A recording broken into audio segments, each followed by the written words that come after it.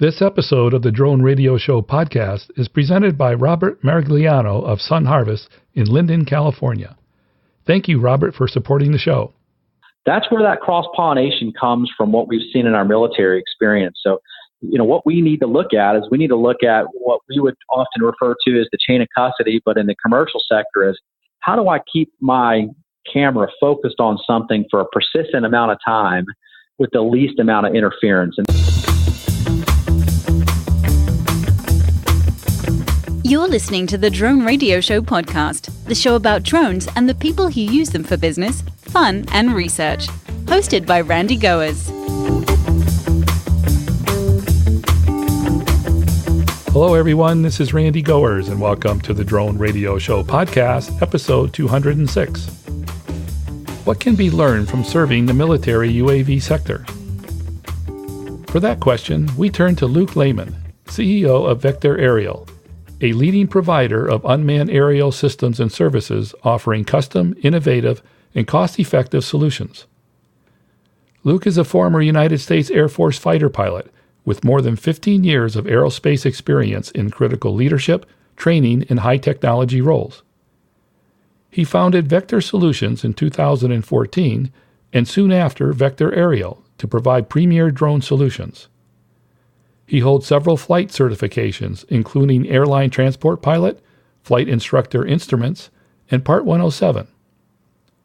Luke is highly regarded as an aviation and defense expert and leads the Vector team in providing creative solutions to complex problem sets. In this episode, Luke talks about Vector Aerial, its work with the 2019 Super Bowl for CNN, and the benefits of serving both the military and commercial UAS markets. But before we hear from Luke, I want to thank those of you who are supporting my funding campaign. Now you have the option of making a one-time donation in any amount by going to droneradioshow.com/donate. Whether it's $1, $100, or much more, you can help defray the cost of production and keep the podcast going and growing. And if you'd like to make a monthly contribution, you can still go to patreon.com/droneradioshow. So let's learn how one company has found value in serving the commercial and military UAS markets. Let's pick up the interview where I asked Luke to introduce himself. My name is Luke Layman. I'm the CEO of Vector Solutions, and Vector Aerial is our unmanned systems component. Vector Solutions is a primary defense contractor. We specialize in airborne operations and defense technology. My personal background, I spent about 13 years on active duty in the Air Force as a fighter pilot and transitioned into the real world here in 2014, and I'm oftentimes accused of being a recovering fighter pilot. What type of solutions does Vector Aerials provide? We do quite a bit of work inside the Department of Defense. We provide training and support operations for soldiers, sailors, and airmen domestically here in the U.S. So do you primarily serve the defense industry? Well, we kind of do a little bit of everything. The composition of the business is primarily defense focused, and it has a natural transition into a lot of the commercial market inside the unmanned systems. The leadership of the company is comprised of Air Force officers. So our forte is, again, aerospace operations and how we apply air power. And the natural transition of that is into the unmanned systems space to apply a lot of the principles that we've applied through our years of service to the Air Force into the civilian sector. What that means is that we do a lot of work for federal, state, and local law enforcement, and that there's a lot of application, cross-pollination into the civilian sector, but specifically in the unmanned system space, it's aerospace operations and the way that we apply our safety protocols and our training protocols against using unmanned systems in the North American airspace. What's the biggest difference between doing business with the military and the commercial sectors? The common filter there is the aerospace. So a lot of the folks that we work with on a daily basis have some level of aviation experience. And I think that the biggest differentiation that we have, there is a paradigm shift that we need to explore in the unmanned systems world of thinking about whether or not drones are an extension of the ground or an extension of the airspace. And the military faced that problem for a long time. Even in rotary wing aviation, the Army treats the rotary wing assets as an extension of the ground maneuver element commander. And now in the airspace here in the U.S., we need to think about where do drones fit in? Are we going to fit those things into surface to 400 feet and they're going to be just an extension of law enforcement or extension of a news crew, or are they part of the national aerospace structure and we need to think of them like airplanes? And I know that's a little bit vague, but there's a differentiation between the military and the civilian world. The civilian world, we're able to move a lot faster. We're able to rapidly prototype and innovate, move things through the system a lot faster than in the military. But we find a lot of the same precision in aviation operations that we see in the Department of Defense, we find in our law enforcement counterparts, and especially those that are doing aerospace operations as part of commercial operations. The precision still remains very clean. Going back to the comment that you made about drones as an extension of the airspace or of ground operations, from your perspective, what do you think it should be and why? I think every good fighter pilot answer is it depends. And there's a lot of conditions that really it's going to be a forcing function for us to answer that problem. And the FAA is doing a great job of leading the charge in the national airspace structure. But, in the law enforcement arena, where we have law enforcement officers that are out there in the front line, there needs to be a strong collaboration and communication between what's happening on the ground and what's happening in the air. And the best case I can tell you is that, just in an urban populace, a lot of times we see that the unmanned systems, especially in emergency and disaster response, certainly seems to happen a lot of times around an airport. And the best thing that we can do is we can figure out an architecture where we can communicate effectively, we can track the unmanned systems, and we can integrate them into the airspace, the same as we do low, slow helicopters or any other manned airplanes. So, the answer probably is going to be a combination of the two as we continue to develop the policies and the procedures. But we definitely got to have a way for folks on the ground to be able to have an understanding of that three-dimensional space and how they can apply these tools to their tradecraft. Now, can you tell us about the company's role in this year's Super Bowl? The Super Bowl was a really interesting opportunity for us, but it was really working with CNN. So a good geographical proximity there to Mercedes-Benz Stadium in Atlanta. Really what we've been focusing on in our business for, our core competency is the integration of emerging technology. And we have the ability to rapidly assess, we can field technology and integrate it into existing scheme of maneuvers. And the biggest component that we've been working on over the past few years in our unmanned systems space is data management, video security, and how we can amplify some of those existing capabilities. And in this opportunity, we're working with a tether manufacturer out of France. It's Alistair, and we've been evaluating that tether now for quite some time. And CNN came to us looking as a partner to say, what's the best way that we can get a persistent camera system airborne? In the weeks leading up to the Super Bowl, we were able to integrate that technology and get it prepared to operate in the airspace around the Super Bowl leading up to the week of the event of the Super Bowl. So it was basically a long-duration camera in the air. Exactly. An enterprise level camera, so one that's commercially available, but the ability to take it from a 30 or 40 minute flight time and to get that thing to fly for 4, 6, or 8 hours, which is kind of the longest period that we saw was almost an 8-hour flight window. But, the hindrance for the operator there is if I've got to continue to land and change the batteries, that's where that cross-pollination comes from what we've seen in our military experience. So, what we need to look at is we need to look at what we would often refer to as the chain of custody, but in the commercial sector is how do I keep my camera focused on something for a persistent amount of time with the least amount of interference? And that's the problem that we sought to solve a couple of years ago as we entered into the test and evaluation of this piece of the market. What sort of challenges or demands were there to keep the drone flying as long as it did? The biggest misconception about a tether is that you can put that up and you can leave it. That the drone would fly. And we've seen, for folks that are familiar with the unmanned systems, what we see a lot is, you think that you could turn around and you can look away for a second and you can, grab a Coca-Cola or change a setting on the camera or whatever it is. Really, when you're flying persistent, what we really call is persistent surveillance, but that's a poor vernacular for saying putting something up for a long time and then using the camera to look at the same thing. And the problem with that is that there's a lot of tacks that you're not used to using as a Part 107 operator. A couple of those taxes are just the simple aerodynamics of the unmanned system. So once you strap something on the bottom of it and you hang a tether off the bottom of it, it changes the aerodynamic properties of the drone. So now the drone's fighting against this piece of gravity that we've applied to it. The other thing that's really important is that now you've got an unmanned system that's flying outside of what the manufacturer's prescribed recommendations are. So once you strap that tether on there, the drone is used to flying for 30 or 45 minutes, and the motors are used to that level of torque and friction. And once you say that we want to fly that thing for an hour or 2 hours or 3 hours, you really got to be more cognizant of the health of the drone. So whereas a normal Part 107 operator that's used to going out and doing aerial survey or inspection, and they're used to looking at a roof on a building for a few minutes, it really changed that dynamics. And to make the cross-reference to civilian aviation, it's like going from a VFR pilot to an IFR pilot.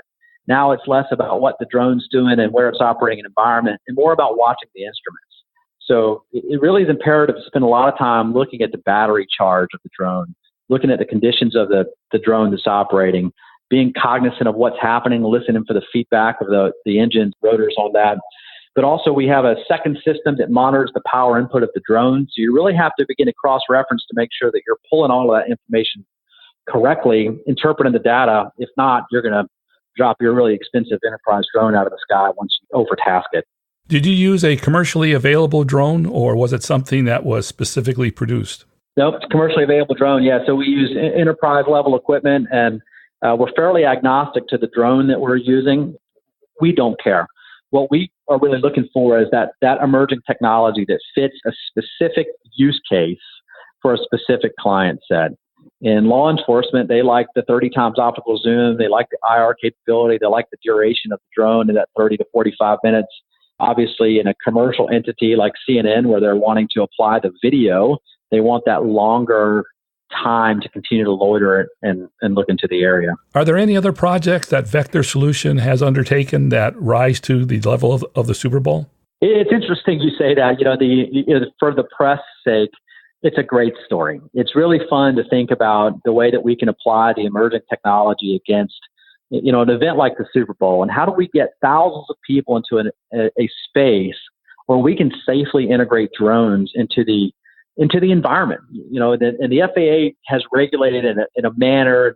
They've told us what we can do safely. So avoiding flight over populated areas, no flights over people, that type of thing. But as we look at this, that's really not the most exciting project. As a matter of fact, it could potentially even be one of the least.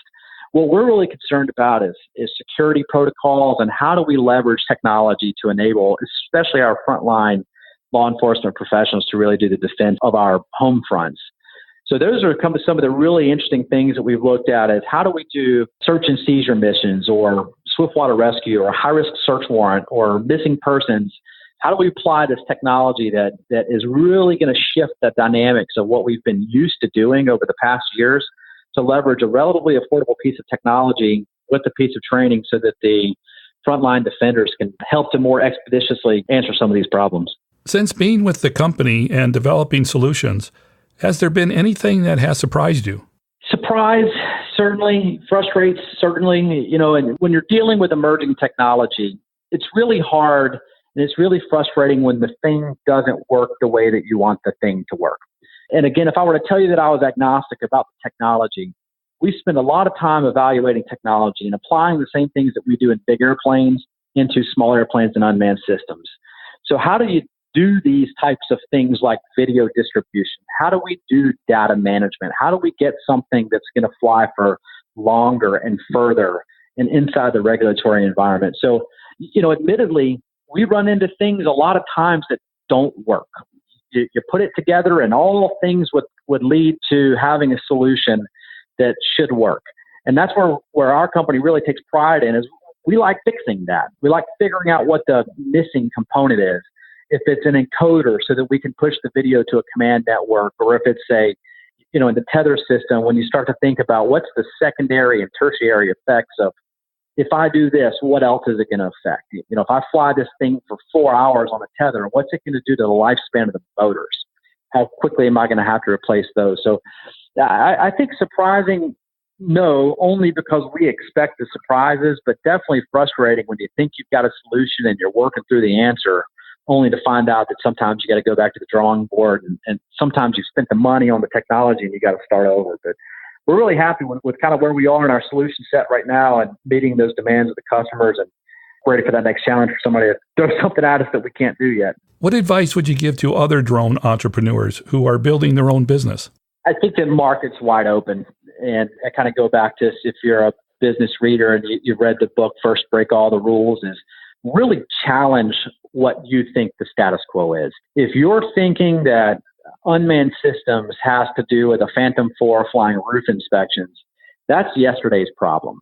I would encourage folks to really think about what tomorrow's problem is going to be. And here in North Carolina, where we are, and the participation of the IPP, we've seen a whole lot of cool things with beyond line of sight operations. We've seen medical device transfers, and there's some really neat emerging things that you can do with unmanned systems.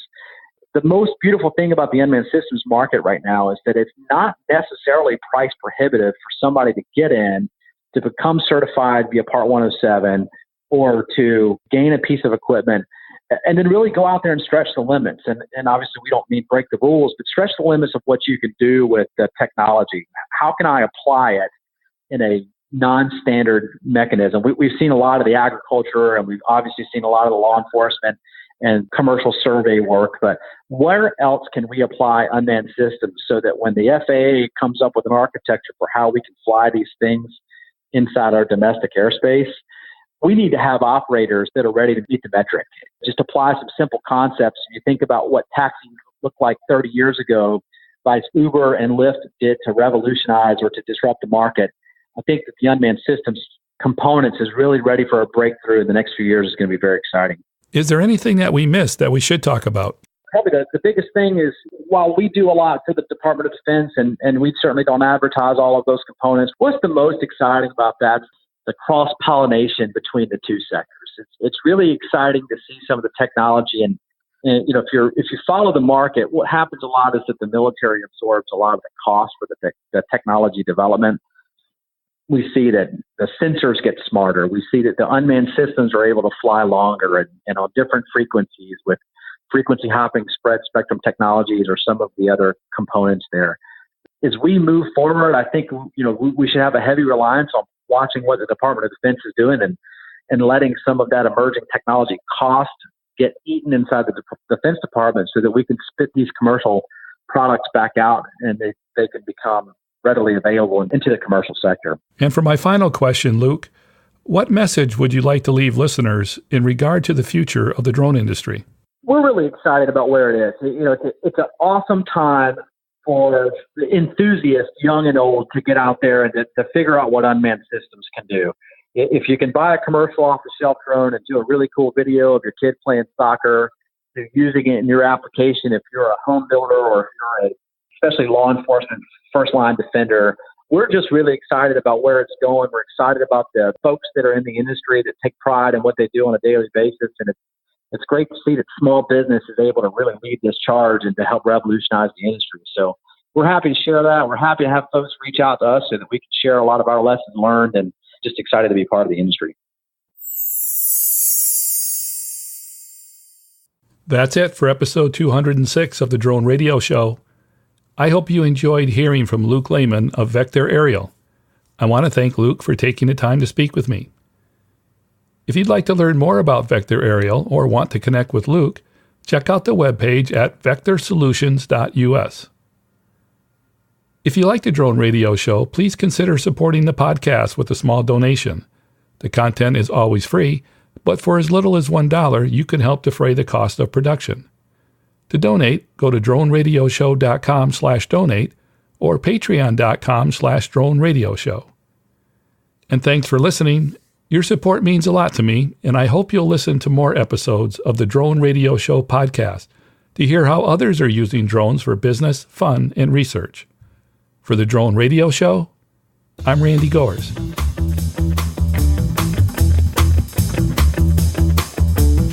This has been the Drone Radio Show podcast. More information on today's show can be found on our website at www.droneradioshow.com.